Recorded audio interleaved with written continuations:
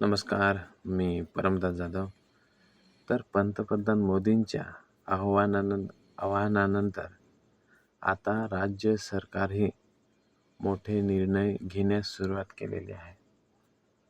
तर देशभरात सध्या एकच चर्चा सुरू आहे आणि ती म्हणजे इंधन बचत करा.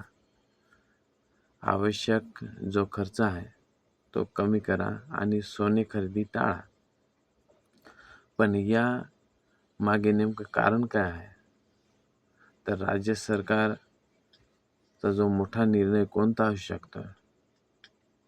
आणि आज आपण सर्व पूर्ण माहिती समजून घेणार आहोत. तर मोदीचं आव्हान नेमकं काय? तर पंतप्रधान नरेंद्र मोदी यांनी नागरिकांना काही महत्त्वाच्या ज्या आव्हान आहेत ते केलेले आहेत. तर पेट्रोल कमी वापरा, अनावश्यक परदेशी दौरे टाळा, काही काळ सोने खरेदी कमी करा आणि बचत आणि देशहिताला प्राधान्य द्या. हे आवाहन अशा वेळी आलेलं आहे जेव्हा भारत आर्थिक आणि युद्धजन्य तणाव वाढत आहे.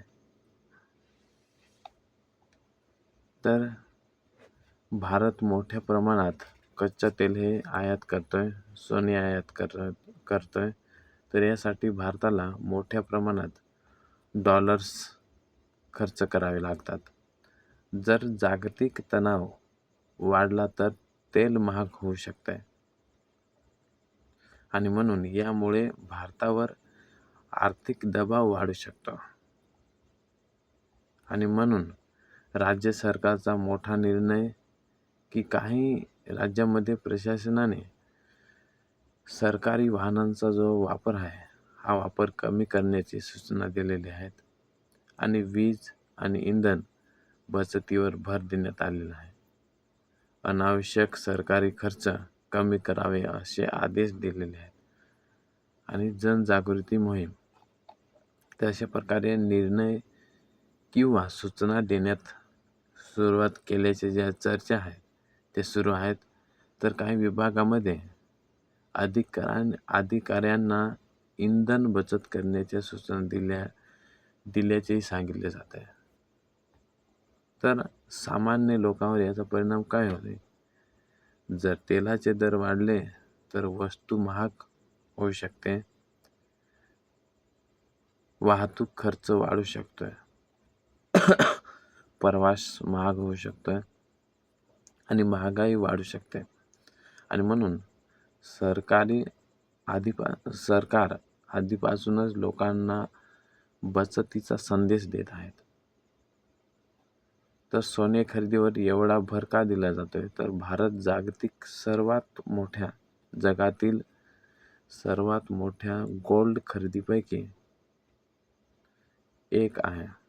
जर लोक मोठ्या प्रमाणात सोने खरेदी करत राहिले तर देशातून मोठ्या प्रमाणात डॉलर बाहेर जातात आणि म्हणून काही काळ अनावश्यक खरेदी कमी करा असे सांगितले जात आहे.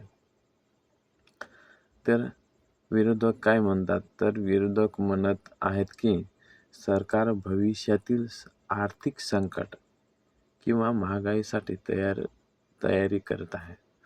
तर काही जण म्हणत आहेत की पेट्रोल डिझेलचे दर वाढू शकतात, महागाई वाढू शकते. तर सरकार समर्थक म्हणतात की हा देशहितासाठी घेतलेला सावध निर्णय आहे आणि याचा शेतकरी आणि सामान्य लोकांवर परिणाम काय होईल?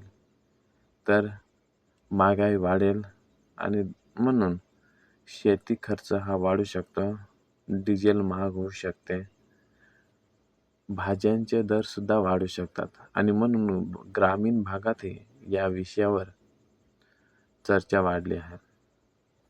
तर मित्रांनो, मोदींच्या या आवाहनानंतर आता राज्य सरकारही हालचाल करताना दिसते. ही फक्त बचतीची मोहीम आहे की भविष्यातील संकटाचा इशारा? तुमच्या मते सरकारचा हा निर्णय योग्य आहे का? कमेंटमध्ये जरी नक्की सांगा. आणि हा जो आपला व्हिडिओ आहे हा आवडला असेल तर आपल्या चॅनलला सबस्क्राईब करा. हे जो तुम्हाला जे व्हिडिओ सांगतोय किंवा जी माहिती सांगतो ही माहिती नीट अभ्यास